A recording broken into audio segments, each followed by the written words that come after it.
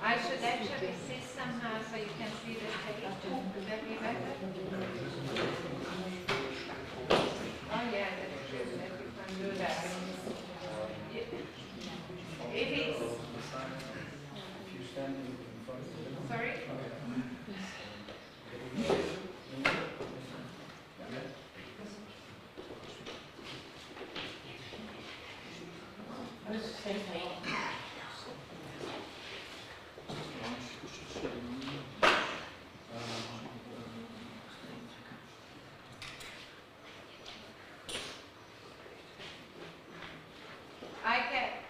I can select hide non-video participants, and you can also do that, right? So did that change for everyone now?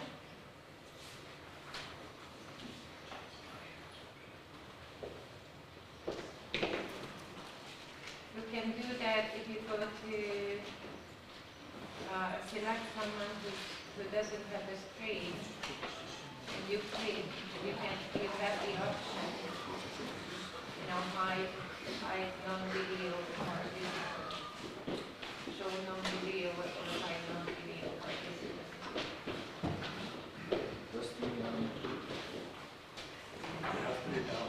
So how can I project? Audio through HDMI. That audio.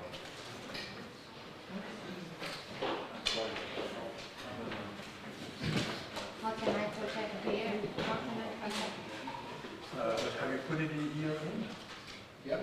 Yeah, and it doesn't work with the computer? Oh, I need to set up. Is it on? Yeah.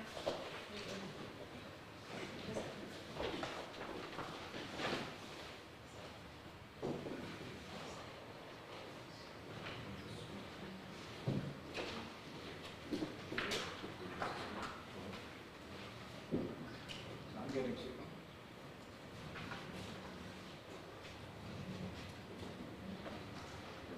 Should we change it on HDMI 1? It should be. Okay, it should be, I guess.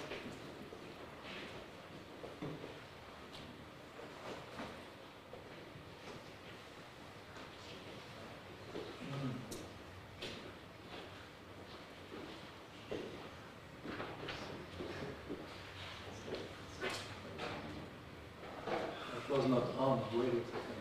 Now it's on. So it should.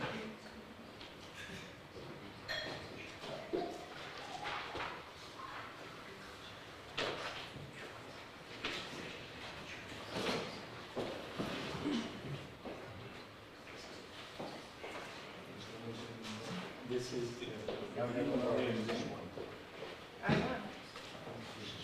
we can try to set it. We have it or we don't have it? Could the speaker say something? Could someone say something? Good. Yes, you are talking. The sound is not there yet, but it needs to.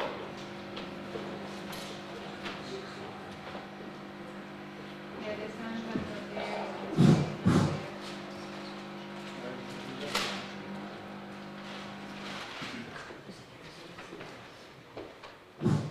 Yeah, now it works. Okay, it's in the right way. You just took off Yeah, that's not the one just to know. You exchange them? Yeah, leave it out then. Because this one, right? Yeah, You can take it out, this one. It's not true. This one.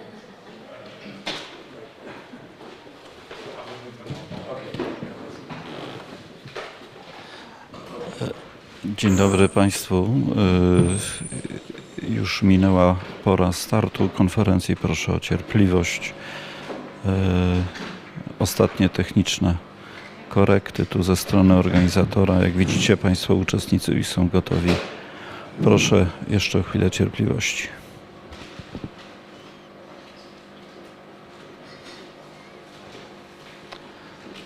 W konferencji wezmą udział zdalnie łącząc się inni prawnicy, więc w tej chwili trwa ich podłączenie do systemu.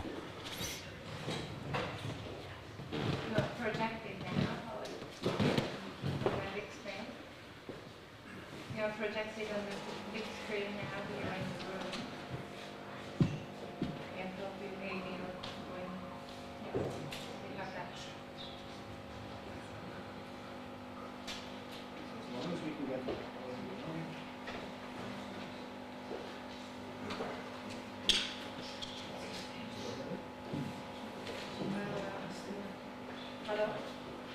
Can someone say something? Bonjour. Oh, I hear you in the room, I don't hear you. Yeah,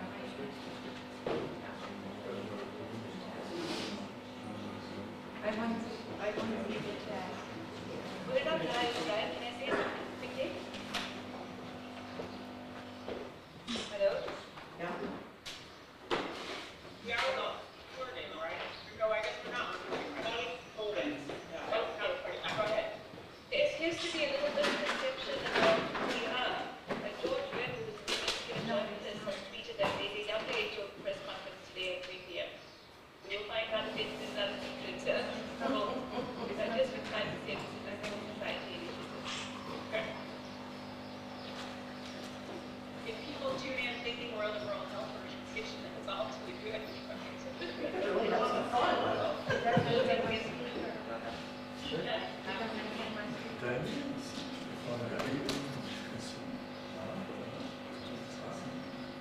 Karen, can you bring your PC here and get that from? Can we get it back on the?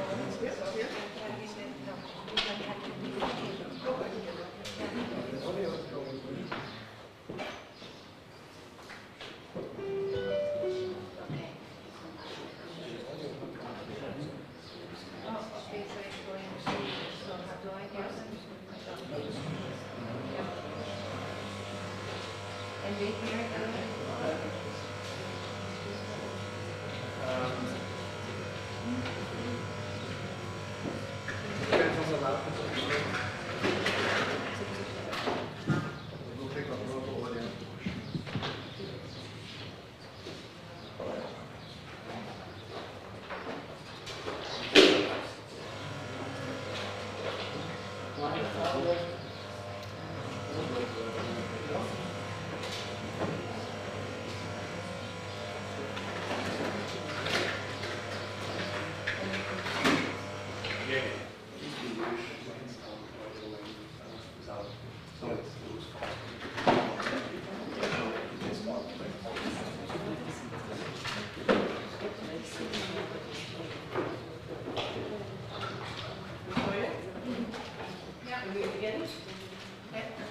Not yet. Finishing the setup. So we might be a little late, just finishing the setup. Hello?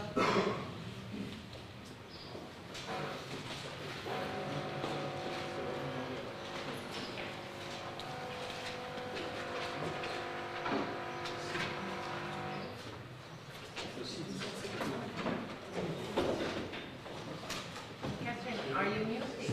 Yes.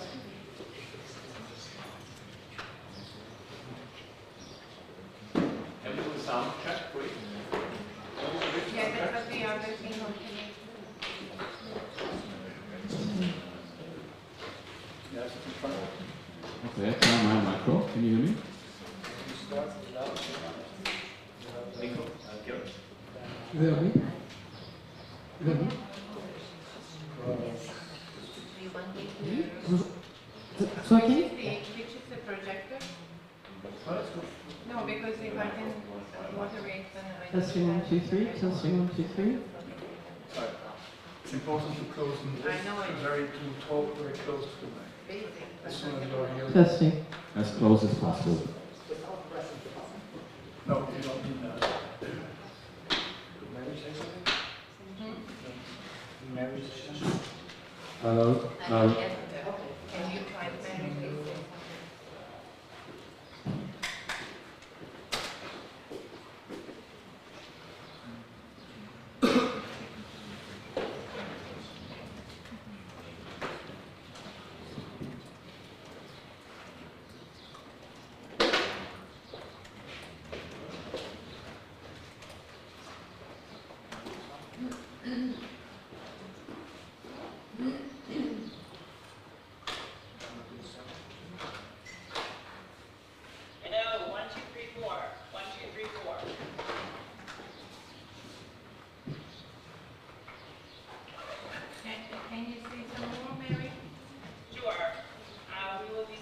today about these important developments. How will it vote? Can you hear me? Yeah.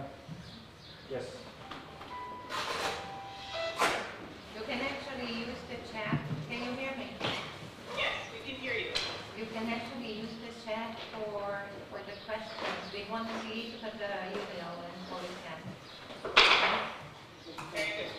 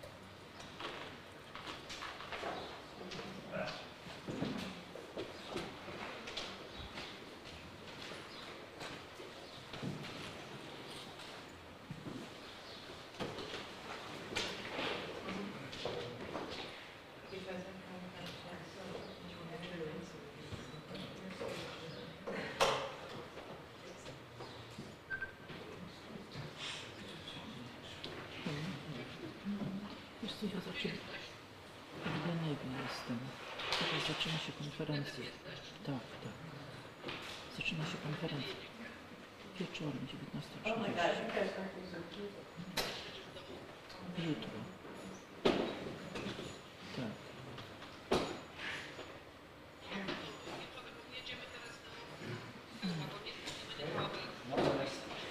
To wiesz trochę książek.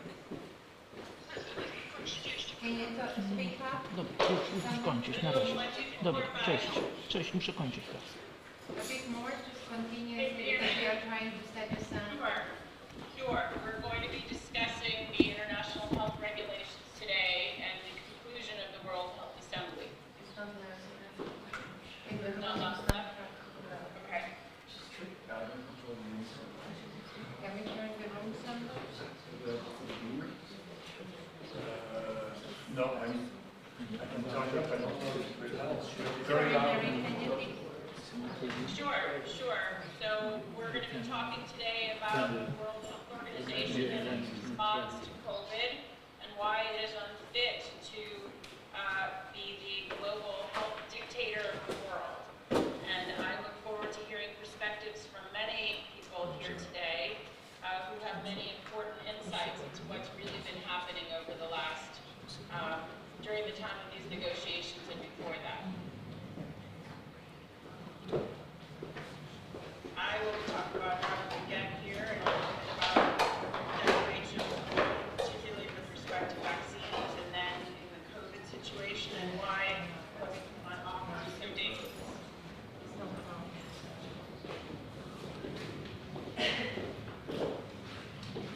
What's the problem, Ursulia? We are just struggling with fixing the voice so we can hear you properly in the room. It's a bit quiet. Where is the voice coming from now? Where is the voice is coming through there, right? There is the Where is the voice. speaker for this?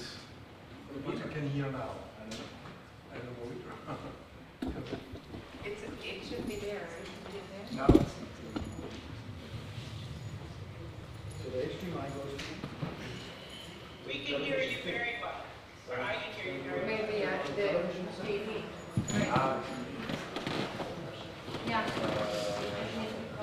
Organizator ma kłopot z ustaleniem poziomu głosu na Zoomie, bo jest zbyt niski i stąd się przedłuża start konferencji.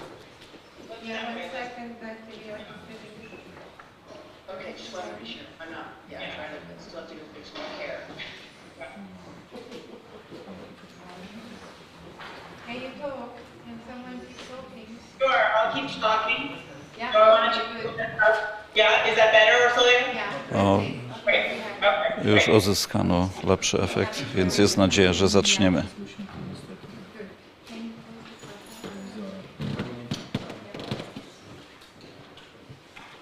We have the voice.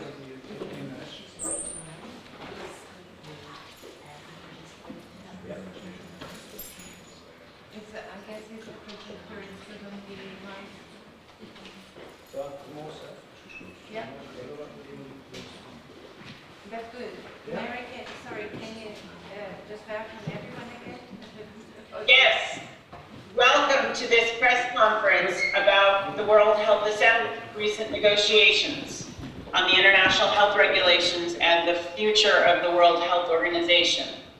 Can you hear me? Yeah, it's super, thank you. Good to go? Great. So we are good to go. We are. Okay. Okay, start? No, it's okay.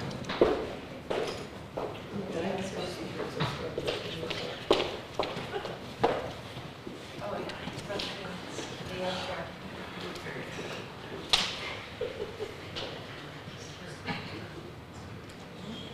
Yeah. Yes, yeah. Do they hear it? Do they start?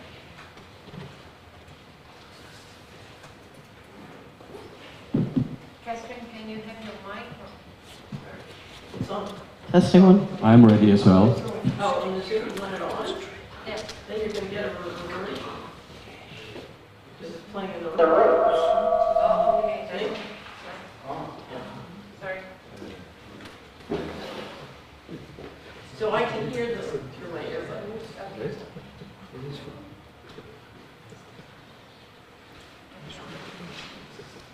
Did you mute it? I don't hear the music.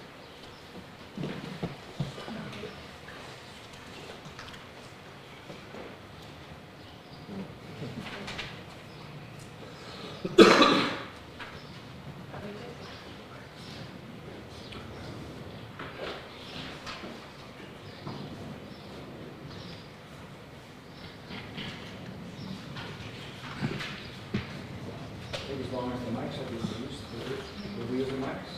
You testing? Testing? Testing? Yes, this is a test. It works. Recording in progress.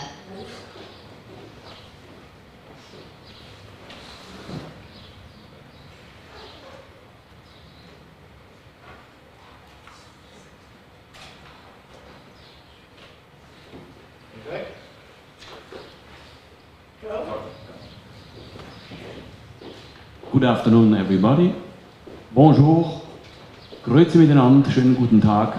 It is my great pleasure, on behalf of a group of lawyers and of WHO experts around the globe from many different countries, to welcome here in Geneva the press and to welcome at home everybody on the screen, from here in the Geneva Press Club.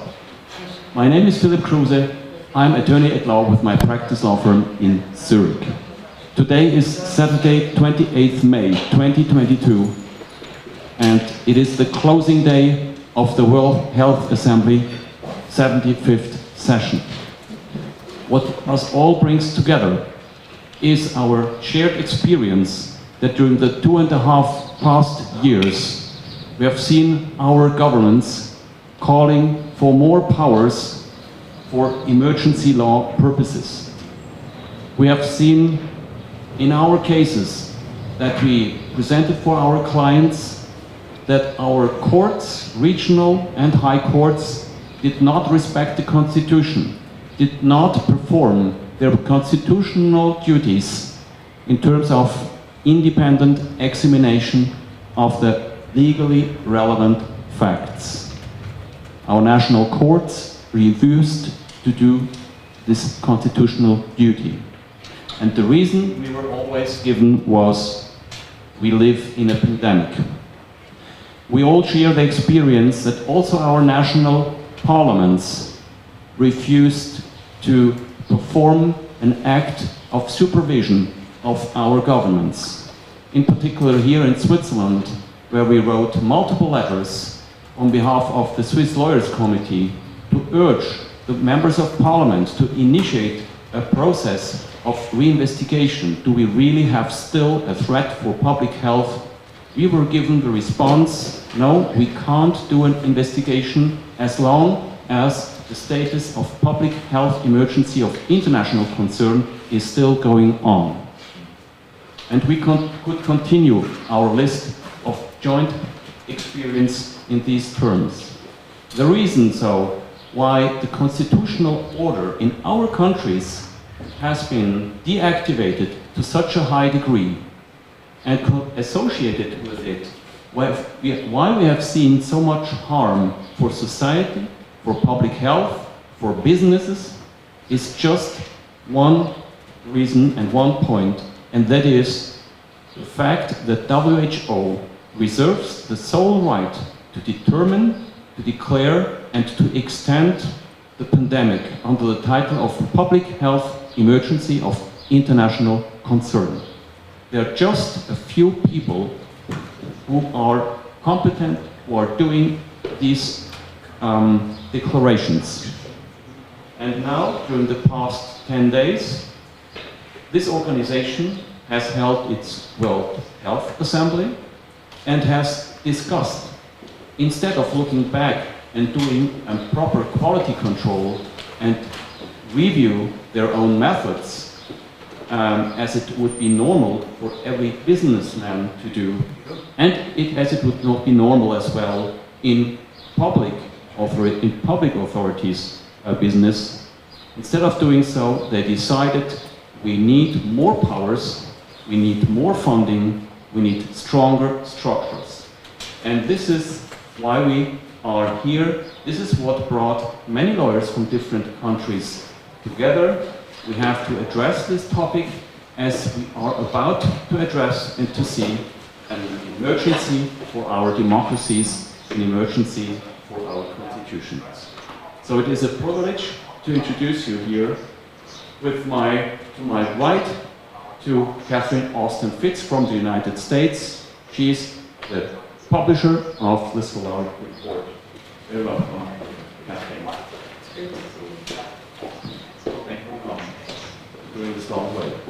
Then to my left, I have from France the attorney at law with her own practice in Paris, Diane Prota. Sois la bienvenue. Merci beaucoup pour l'invitation. C'est superbe que tu es ici.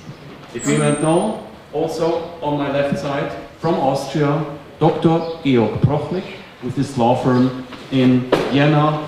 Welcome here to Geneva. Great that you're here. Also on my left side, from Austria.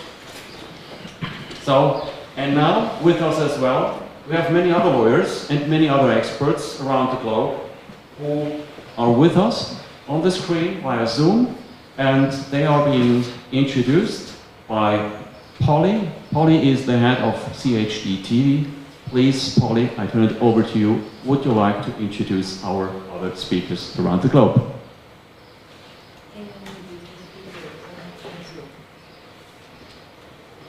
Hello everybody, welcome to all our online viewers. We have with us Mary Holland, President of Children's Health Defence, who is up next to speak. We also have live here on Zoom Shabnam Paliza Mohammed from the World Council for Health of CHD Africa. Dipali Ojha is also here with us. Leslie Manukan is also here with us, and John Titus is also here with us. So we will hear from each one individually. But first up, Mary Holland, President of Children's Health Defence. Holly, thank you so much, and thanks to Arsolia Giorfi for putting together this distinguished panel to discuss this truly critical development in the world. It's a truism that all politics is local, but World Health Organization has turned this on its head, suggesting that all health is global, and yet this violates everything we know about politics and health. Individuals' actions are the most important factors in determining individual and community health. Local communities, national governments, and finally, international institutions should play roles in creating health policies. Protection of health and individual rights are best achieved at the local level. So WHO is turning global precedent and common sense on its head. I wholeheartedly support international global communication and cooperation. I do believe international institutions are vital in both politics and health, but this communication and cooperation must be on the basis of consent, not coercion. At the heart of the proposals that the World Health Assembly has been considering is removing consent from national governments and providing greater coercive tools to the World Health Organization. This is extremely dangerous. Even more dangerous, from my perspective, is that there is no proposed mechanism for accountability. All of us assembled here know how extremely challenging it is to hold national and regional governmental bodies accountable for the emergency health regulations we've experienced over the last 2 years. Many of us have been challenging the Food and Drug Administration, the CDC, the National Institutes of Health, the European Medicines Agencies, the European Union, and we know just how difficult that is. The notion of suing international bodies located in Switzerland with vast protections would make it virtually impossible to achieve real accountability.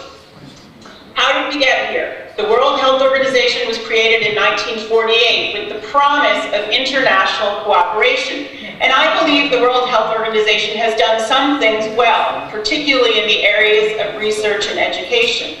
However, its reputation is decidedly mixed. I refer people to the important documentary Trust Who, which details the WHO's regulatory capture by industries that the WHO allegedly regulates: big tobacco, big pharma, big tech.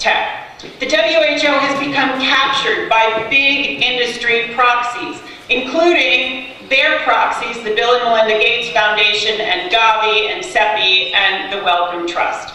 The capture is absolutely real. And when it comes to vaccines, the WHO has a particularly bad reputation. Vaccines are global moneymakers, and WHO has helped its friends. The WHO's SAGE group, the Strategic Advisory Group experts on immunization, has been instrumental in the globalization of mandatory vaccines. And I don't believe SAGE has ever met a vaccine it didn't like.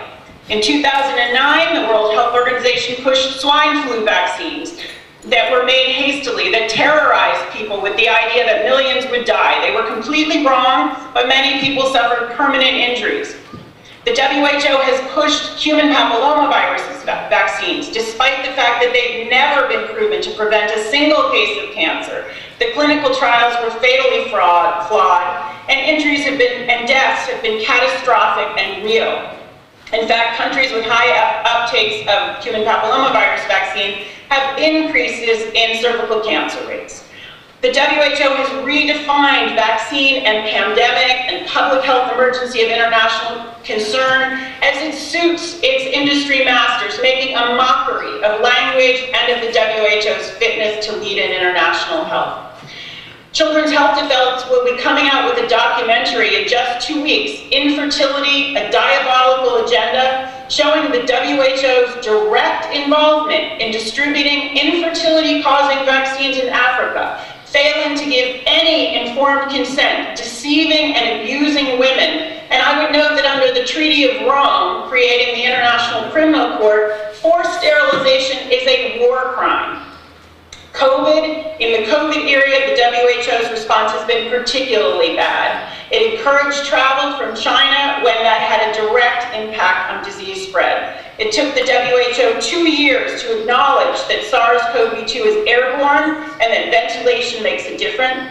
It knowingly suppressed early treatments such as ivermectin and hydroxychloroquine that could have saved thousands, if not millions, of lives. It promoted separation of children and parents in quarantine in the name of disease prevention, something that has happened in China and that has prompted global horror at the sight of toddlers being separated from their loved ones. It endorsed virtually meaningless PCR tests under false premises. It's continued to promote shots that worldwide data suggest are doing vastly more harm than good, actually suppressing the innate immune system and increasing the likelihood that those jabbed will develop COVID or other illnesses, potentially leading to disease, hospitalization, and death.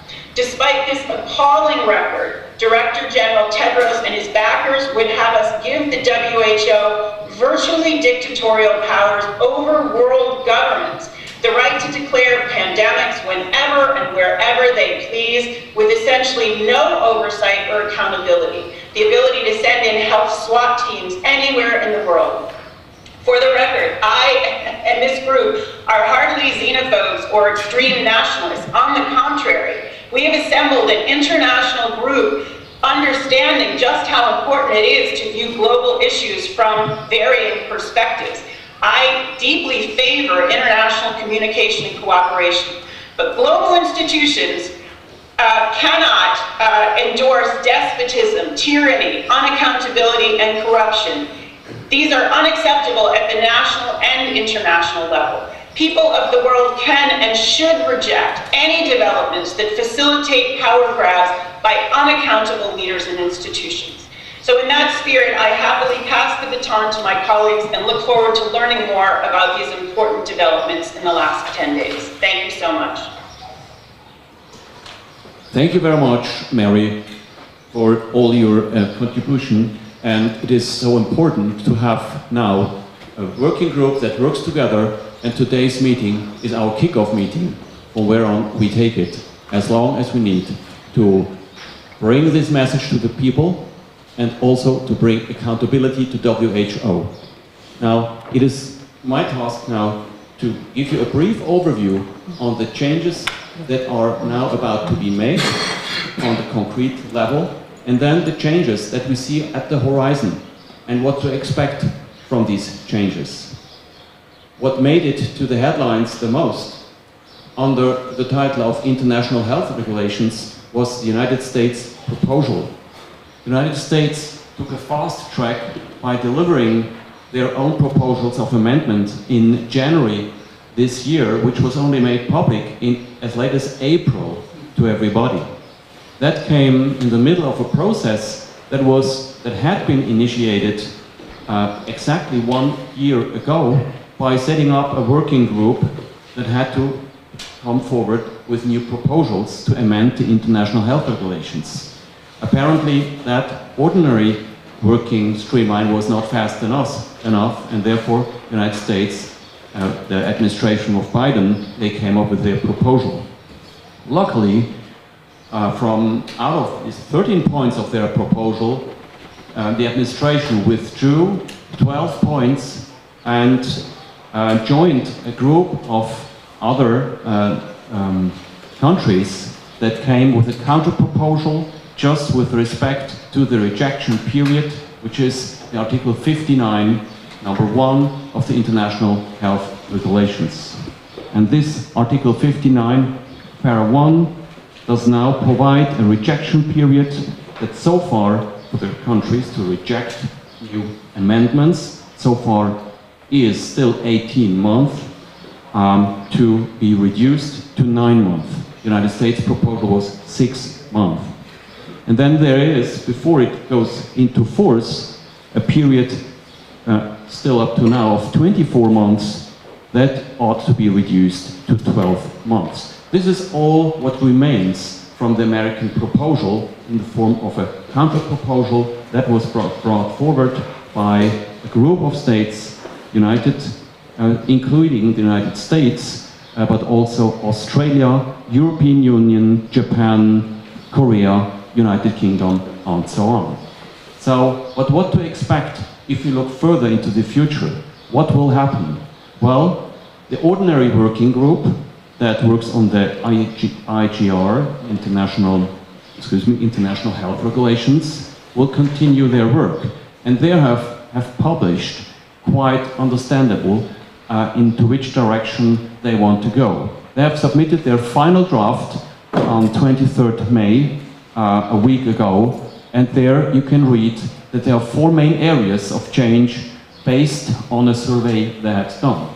Interestingly, the survey they had done between December and January this year was only replied by 64 member states. And be aware, there are 194 member states. So talking about democracy, talking about engagement of the countries, if you base your new modifications on participation of just 64 member states, this is a very poor proof of democracy. And another poor proof of democracy, the principle of democracy, is that also non-member states were allowed to join this survey process. And we had altogether, we had 60% non-member states parties that joined this process and 40% member states. So this is in itself a no-go for an international organization that should actually represent the interests of the countries. Now, in addition to this final report you can read, I just mentioned, we have another paper that contains a lot of hints where WHO wants to lead us, and this is the paper, so-called paper on health emergency preparedness, response and resilience, published in this recent version of 4th of May. And we don't need to go into the details, but I can just tell you that all these proposals lead to the goal to extend the capacities and the competences and powers of the several branches of Recording stopped.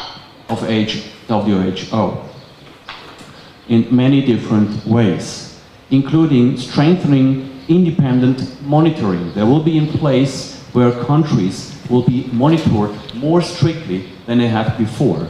And most of all, opposed to the situation as we have it today, all the measures and proposals will have a legally binding effect. So far today, the recommendations that are issued by the General Director have not a legally binding effect, and that is clearly the case. And still, we have seen in the past 2.5 years, still under the current system, the member states have treated these recommendations as if they were legally binding. Recording in progress. So, and then there are many more sources where we can draw the conclusion from that WHO is going to extend its powers into every direction. And it's doing so already since 2016. And the main directions actually should give rise to concern, to big concern, and I will tell you why. Number one, with respect to discovery, and with respect to risk assessment, WHO is keen to establish a system of global total surveillance. It's WHO who will in the future define all legal, policy and technical capacities for surveillance on a 24/7 basis. And this is driven by the idea that every member state should be in the position to any time, to monitor and also to deliver information to the WHO on its health status, health situation. Then more also concerning is the fact that it will be WHO to define what virus or subvirus actually will be defined as a threat. And they will put it on a list, and that list cannot be challenged, can not at all, as we have seen the past 2.5 years, put in question. If some constructed virus makes it on the list and it is somewhere discovered by some PCR test, you can be sure that it will give rise to a public health emergency of international concern. And this is the next point. The Director General of WHO is vested with an unparalleled executive authority under the international health regulations in the future to declare and recommend emergency status, not only of international concern, but also of regional concern or just intermediary, provisional health emergency status. And that would then, as we know, trigger our member states to, in our countries, to declare national emergency, so with national extra powers and national extra measures, putting our courts to the sidelines and putting our national parliaments, making them statistic figures. And all of that goes together with a facilitation of, as they call it, procurement and authorization. WHO is engaged actively in promoting and facilitating the delivery of vaccine substances, and to make it as easy as possible for the producer to produce and ultimately to deliver these vaccines without proper control, whether these vaccines really serve the purpose and whether they would do more good than harm. And this leads me to the final point I make, and I see the slide is already on. We run all the risk that actually with accepting the changes that are in the pipeline, which have not been talked about yet, but they are in the pipeline, that we will be caught in a never-ending pandemic creation cycle that can be controlled by WHO only. And there will be no chance of any supervision, no revision, no revised assessment. From the point of a better surveillance 24/7 to the definition of the disease, and then to the extension of the powers of the Director General to declare alerts in any way and to prolong it. And as you all know, we are still today under a status of public health emergency, to the better delivery of the vaccines and to the enforcement also of lockdowns and so on. So that is frightening to me as a lawyer, because that will deactivate with one single declaration. To be clear here, if Tedros is whispering something like pandemic with 1 second, he will shut down for as long he wants our constitutions, our democracies, our businesses, economies, and that will have a big impact, a negative impact also on public health. And so this is now why we are here together, and this is why we are called to action, and you can be sure we do it cross over the globe, over all the countries. Our duty will be, as we call ourselves, we gave the name International Alliance for Justice and Democracy, and our duty will be to first inform the public, that the public can start action and put some pressure on the political level. Then, in addition, a point must be that we insist in proper investigations, that really put under scrutiny, was it really was it justified to call out pandemics on the international level? This reassessment, this re-evaluation also stretches to all countermeasures and to the principle of strict quality control.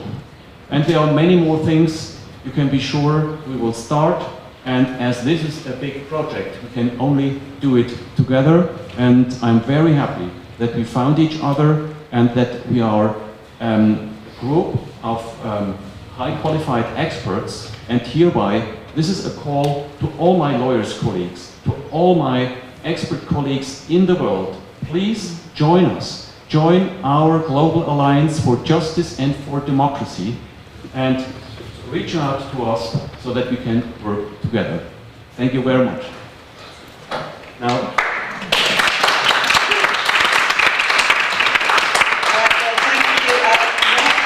it's my great pleasure to introduce to you Shabnam Palisa Mohammed, World Council for Health and Children's Health Defense Africa.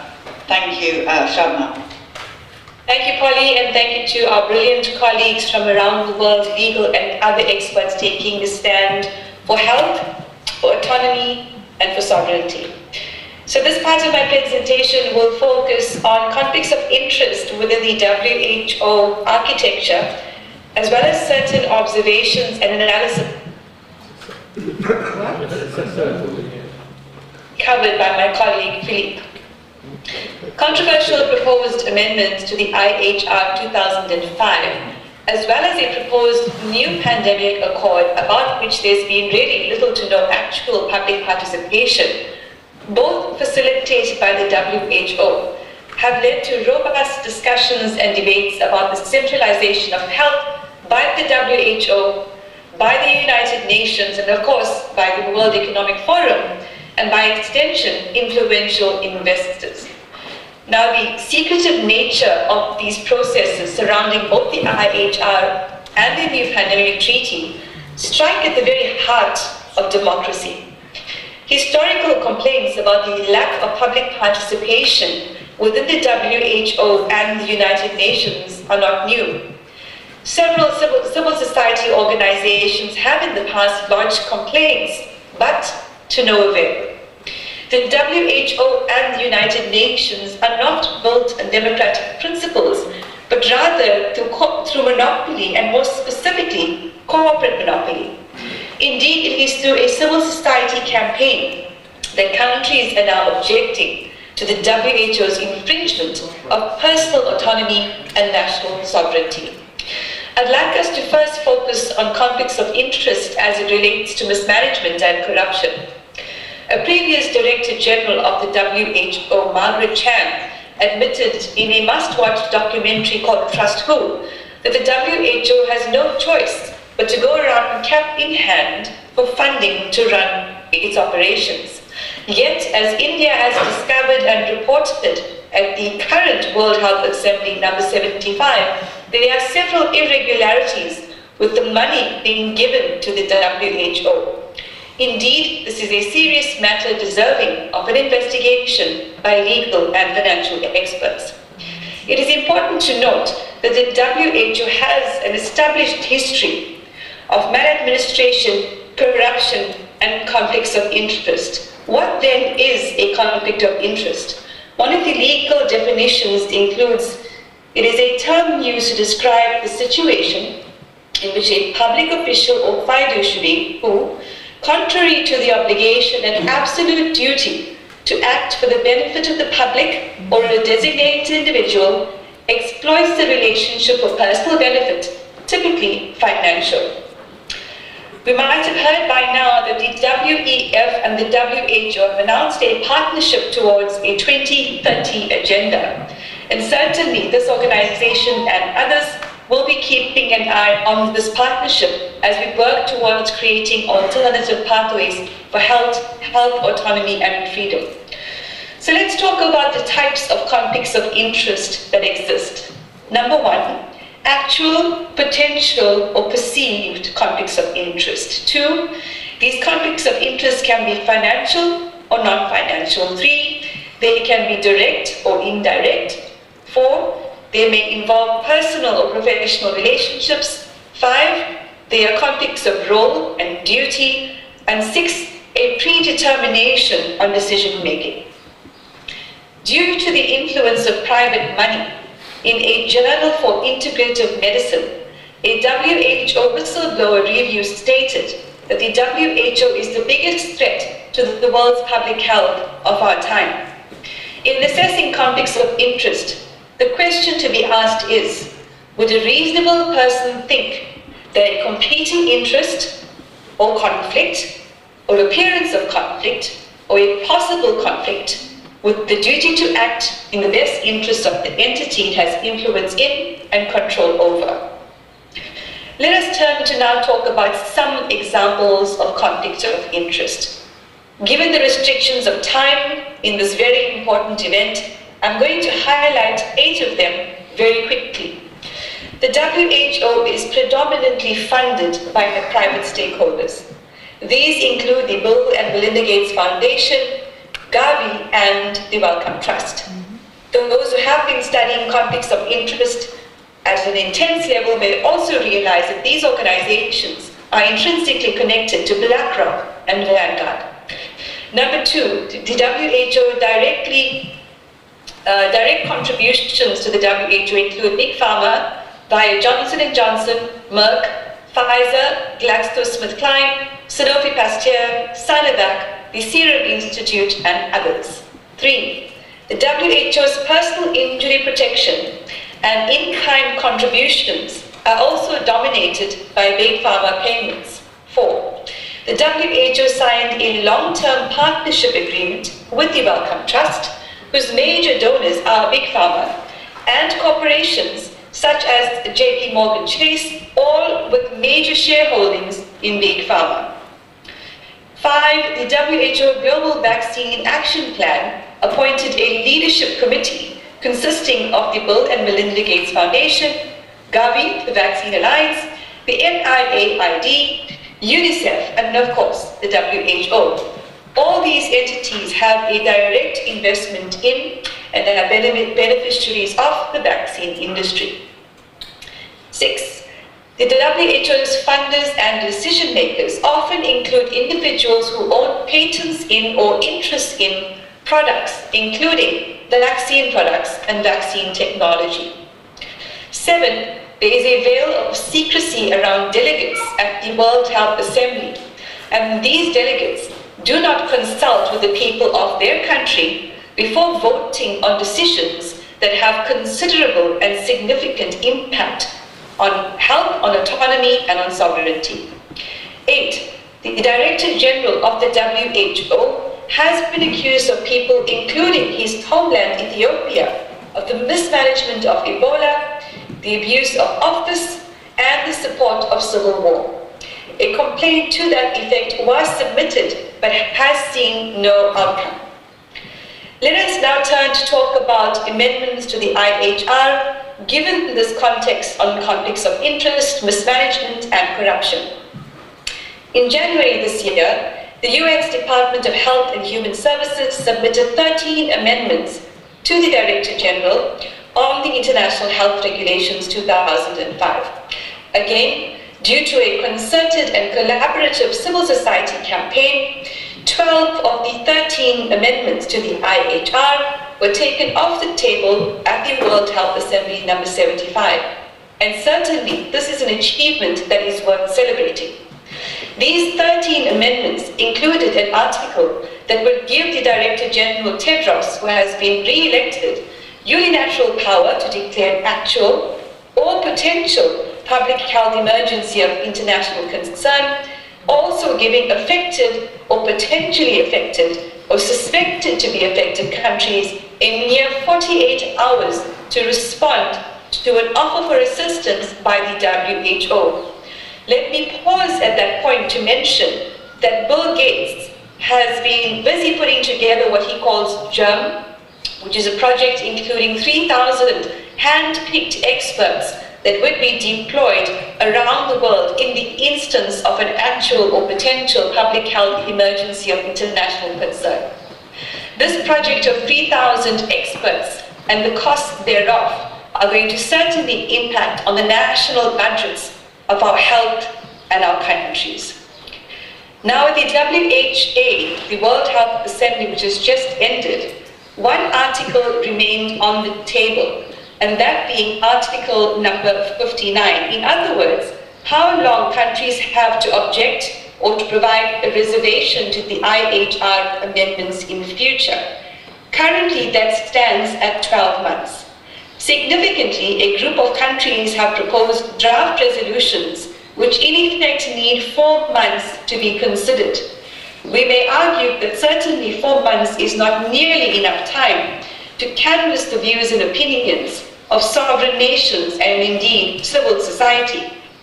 Ultimately, the working group on the IHR has now decided that the process will be finalized at 2024 at the 77th World Health Assembly. Of course, those of us who've been given a sharp eye on the WHO have realized that this date, 2024, converges with what the WHO anticipates to be the new pandemic treaty. In other words, the IHR amendments and the new pandemic treaty will be converging on the people of the world, unless, of course, the people of the world take a decision to resist and to co-create parallel health and autonomy systems. Now, colleagues, what will happen in this time is intense lobbying to convince World Health Assembly representatives to vote in favor of these amendments.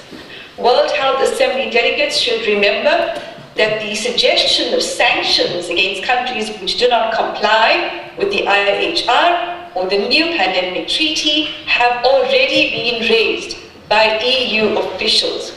And so certainly what we are seeing is the weaponization of health via the WHO as the tip of the spear.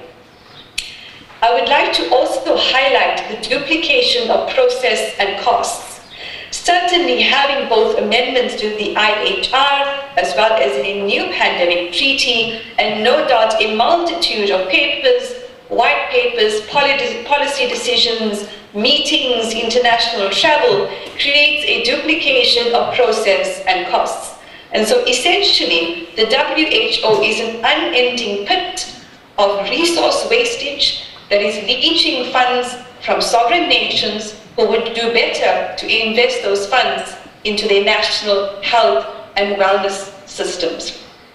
Although the WHO has no lawful authority over sovereign nations, and ultimately what it does produce are recommendations and not binding decisions. Of course, and it most recently at a press briefing said that it does respect sovereignty and it is passionate about human rights. The fact remains, the WHO is the tip of the spear on the establishment of a one-size-fits-all globalist approach to health with digital passports and social credits already activated or in planning.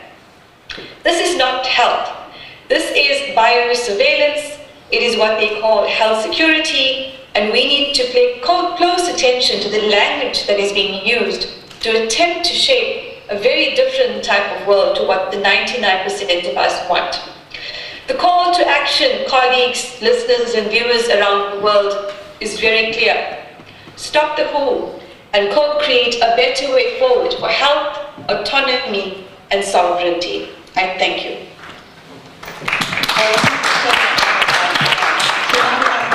A little section here on regional updates. We're going to start with the World Health Organization's role in Africa, and we're going to go back to Shabnam Palisa Mohammed to hear about that.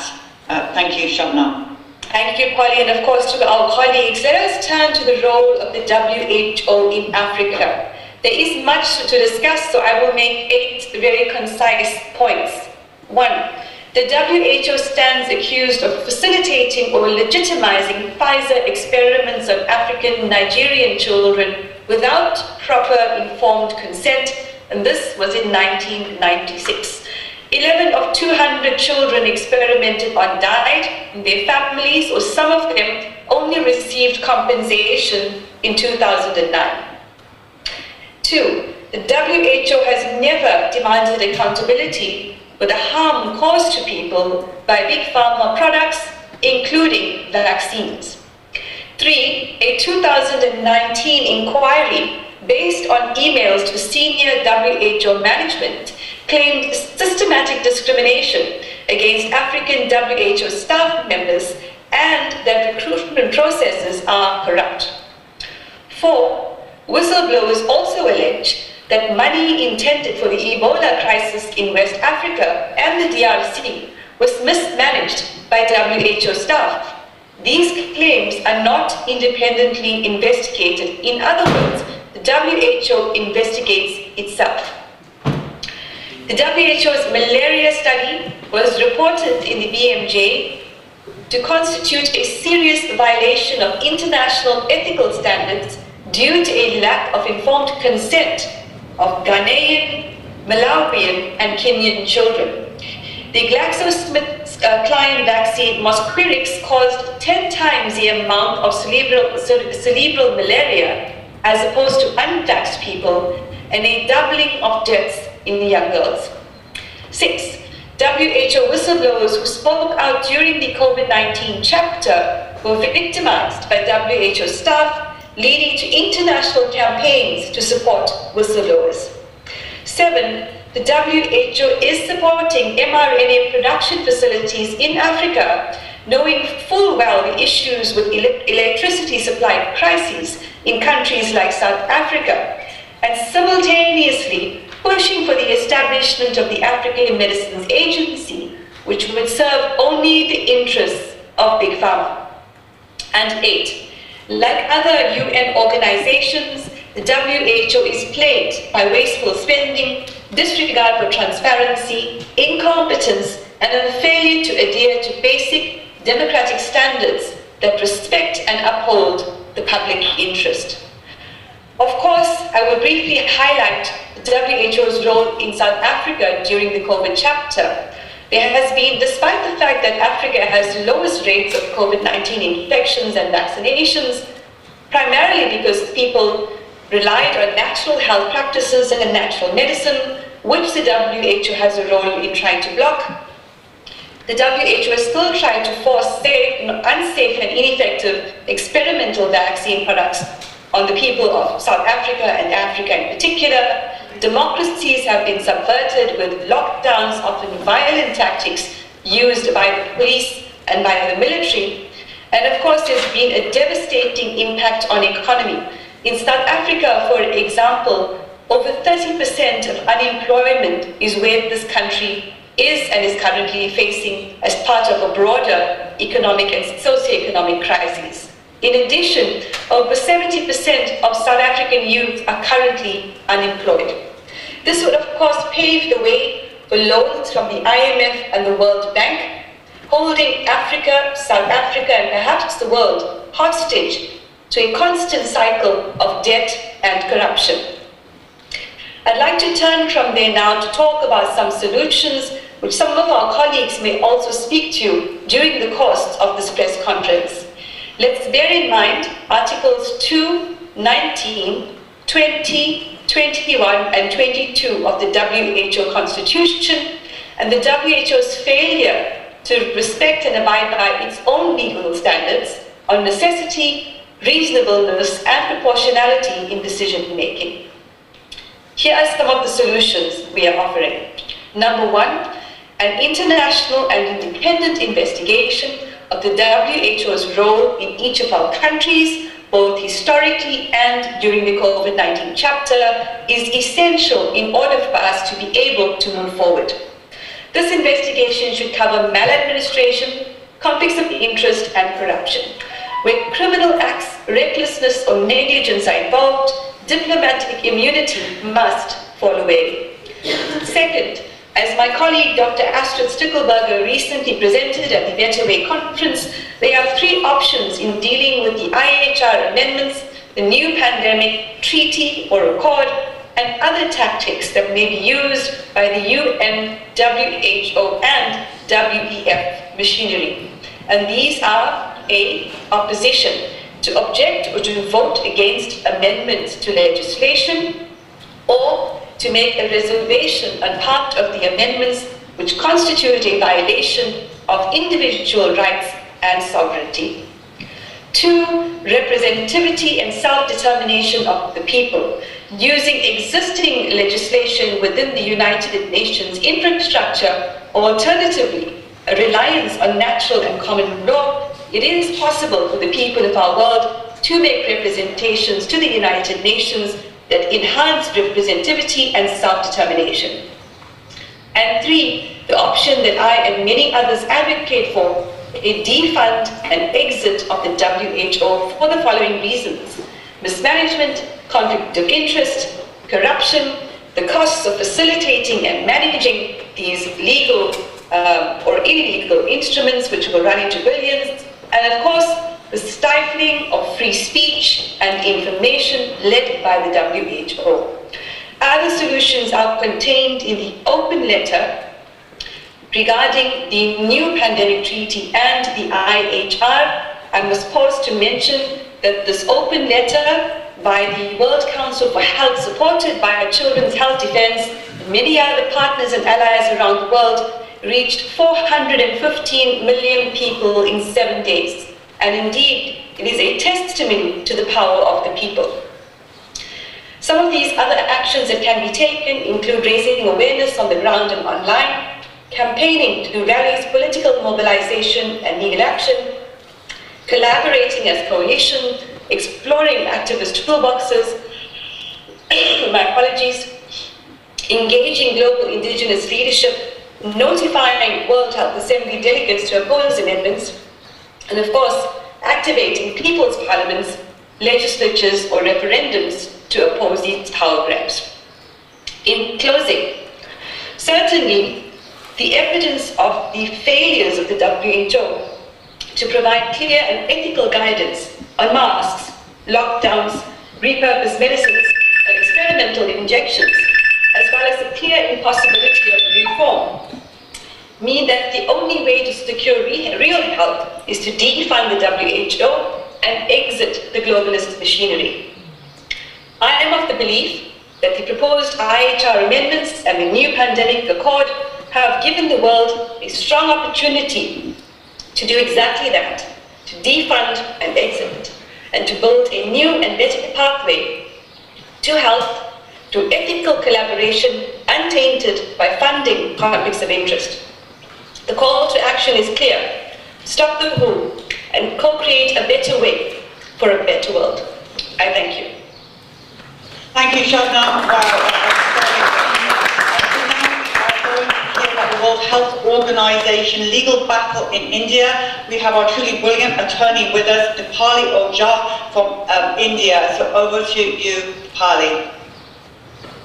Thank you, Polly. Hello, everyone. Greetings from India. I thank all my colleagues for your brilliant presentation. It's an honor to be here today. And as we discuss the IHR, its implications and dangers posed to our democracy, please allow